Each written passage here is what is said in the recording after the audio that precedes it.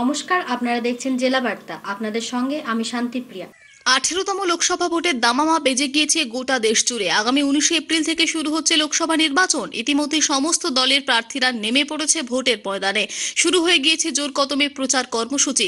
তারই মাঝে বঙ্গ রাজনীতিতে নতুন রাজনৈতিক প্রেক্ষাপট। স্বাধীন ভারতের ইতিহাসে সাধারণ মানুষের মৌলিক অধিকারের দাবি নিয়ে শাসক দল থেকে বিরোধী দল নেমে পড়েছে মাঠের ময়দানে। ভোট আসে ভোট যায়, কিন্তু নেতা মন্ত্রীদের দেওয়া প্রতিশ্রুতি সবসময় পালন হয় না। বাস্তবে এমন কথা শোনা যায় ভারতীয় জনতা পার্টির মুখে। প্রতিটি জেলার পাশাপাশি এদিন স্বতঃস্ফূর্তভাবে দেখা যায় বীরভূমে বিজেপি প্রার্থী হিসেবে নাম ঘোষণা করা হয়েছে প্রাক্তন আইপিএস অফিসার দেবাশিস ধর। আর তারই ভোট প্রচার শুরু হয়ে গেছে একদম তুঙ্গে। মানুষের দরবারে গিয়ে, মানুষের বাড়ি বাড়ি গিয়ে ভোট প্রচার করেন তিনি। এদিন তারা ভোট প্রচারে নেমে সাংবাদিকদের মুখোমুখি হয়ে বলেন, বীরভূমের সন্ত্রাস আটকাতে এবং প্রধানমন্ত্রী নরেন্দ্র মোদীর আশীর্বাদ ধন্য প্রার্থী হিসেবে বীরভূম থেকে তাকে দাঁড় করানো হয়। তারা আশাবাদী বীরভূমের প্রতিটি মানুষ তাকে এবার ভোট দিয়ে জয়যুক্ত করবেন। আর এর ফলেই প্রতিটি কর্মী সমর্থকদের মধ্যে উচ্ছ্বাসে উদ্দীপনা দেখা যায় চোখে পড়ার মতো। আর আজ তারা প্রচার সারলেন বীরভূমের বক্রেশ্বরের মাটিতে। দেওয়াল লিখনের মধ্য দিয়ে ভোট প্রচার হয়। প্রতিটি মানুষের সাথে তারা জনসংযোগ বাড়াচ্ছেন এবং মানুষের সুবিধে অসুবিধের কথাও তারা শুনছেন।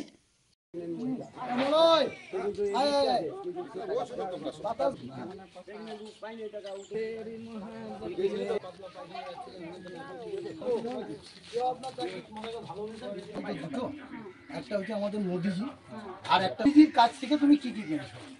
মোদিজির গ্যাস ঘর।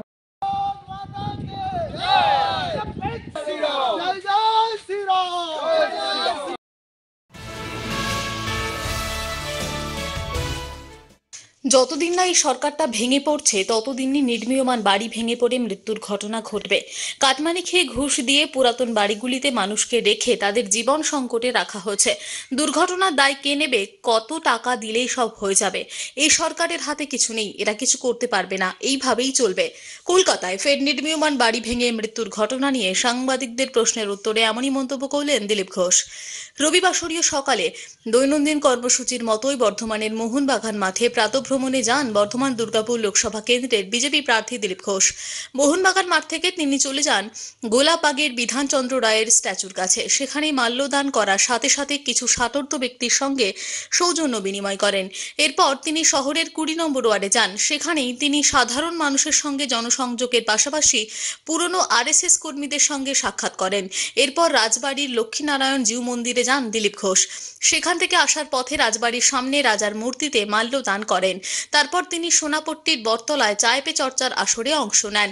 দিলীপ ঘোষকে হারানোর জন্য তৃণমূলের কাছে বার্তা গেছে বিজেপির পক্ষ থেকে বলে কুণাল ঘোষের মন্তব্যের পরিপ্রেক্ষিতে দিলীপ বাবু কটাক্ষের সুরে বলেন, কুণাল ঘোষ আগে তৃণমূল পার্টিটা নিয়ে চিন্তা করুক, তৃণমূলটা উঠে যেতে চলেছে, এবার উনি কোন পার্টিতে জয়েন করবেন তা ঠিক করুক। ওনার অবস্থা এখন গায়ে মানে না আপনি মোড়লের মতো। বিজেপিকে নিয়ে সারা দেশ ভাবছে। দিলীপ ঘোষের বিরুদ্ধে চক্রান্ত করে ওনারা কিছুই করতে পারেনি, অন্যরাও কিছু করে উঠতে পারবে না বলে দাবি করেন তিনি। এদিন মুখ্যমন্ত্রী মমতা বন্দ্যোপাধ্যায়কে একহাত নিয়ে দিলীপ ঘোষ বলেন, উনি এতদিন প্রচারে নামেননি কেন? ওনার মাথার স্টিকারটা কবে খুলবেন? ভোটের আগে না শেষ হওয়ার পর? ভোটের আগে চোট, এটাই ভোটের রেসিপি মমতা বন্দ্যোপাধ্যায়ের। মমতাকে কটাক্ষ করে বলেন বিজেপি প্রার্থী দিলীপ ঘোষ।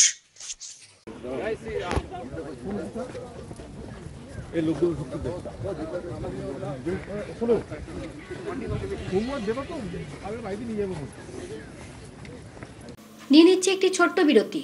ফিরে আসছি বিরতির পর। সঙ্গে থাকুন ভয়ের সঙ্গে নির্ভয়ে। সিউড়িতে অত্যাধুনিক চিকিৎসা পরিষেবা নিয়ে এলো সৃজন পলিক্লিনিক। ওষুধের দোকান সহ অত্যাধুনিক মানের প্যাথোল্যাব, কম্পিউটার তথা অত্যাধুনিক মেশিনে রক্ত, মল, মূত্র ও থাইরয়েড পরীক্ষার সঙ্গে এখানে রয়েছে বিশিষ্ট চিকিৎসকদের বসার চেম্বার।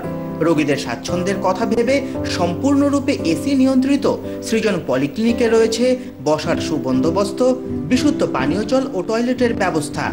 এখানে বসছেন সিউড়ি সদর হাসপাতালের বিশেষজ্ঞ চিকিৎসক সহ অন্যান্য শহর ও হাসপাতালের বিশিষ্ট চিকিৎসকরা। সৃজন পলিক্লিনিক ও প্যাথোল্যাব, সিউড়ি, বীরভূম। সিউড়ি সদর হাসপাতালের পাশে ফাঁড়ি ঘরের উল্টো দিকে।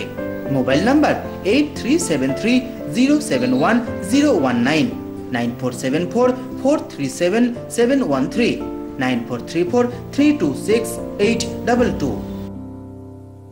ফিরে এলাম বিরতির পর। কান্দি এলাকায় নির্বাচনী প্রচারে এলেন তৃণমূল প্রার্থী ইউসুফ পাঠান। 2 কেজি 200 ওজনের একটি ছানা বড়া তুলে দেওয়া হয় ইউসুফ পাঠানের হাতে।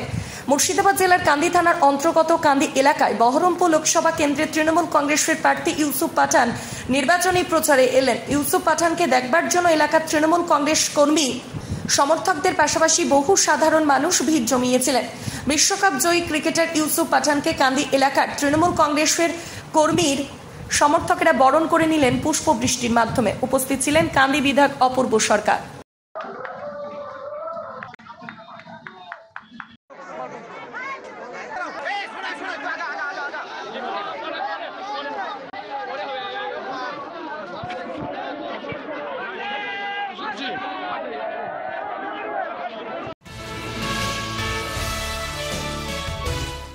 দু 2020 সালে সারা বিশ্ব যখন করোনা ভাইরাসে আক্রান্ত, সেই সময় সারা বিশ্বের মানুষকে ও গ্রামবাসীদের করোনা থেকে মুক্তি দেওয়ার জন্য বীরভূমের রাজনগর ব্লকের পরাশিয়া গ্রামে গ্রামবাসীদের উদ্যোগে শুরু হয় রক্ষাকালী পুজোর, যা এবছর 3য় বর্ষে পদার্পণ করলো। বাঙালির 12 মাসে 13 পার্বণ হলেও বর্তমানে পরাশিয়া গ্রামের রক্ষাকালী পুজোকে কেন্দ্র করে মানুষের মধ্যে মেলবন্ধন ঘটিয়ে মিলন মেলার রূপ নেয়।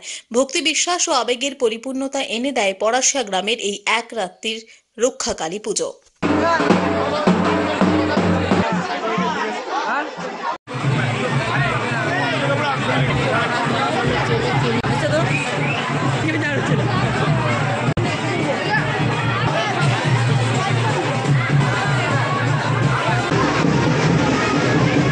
সোমনাথ দের রিপোর্ট, ভয় টিভি, পরাশিয়া। আজকে জেলা বার্তা এই পর্যন্তই। নমস্কার।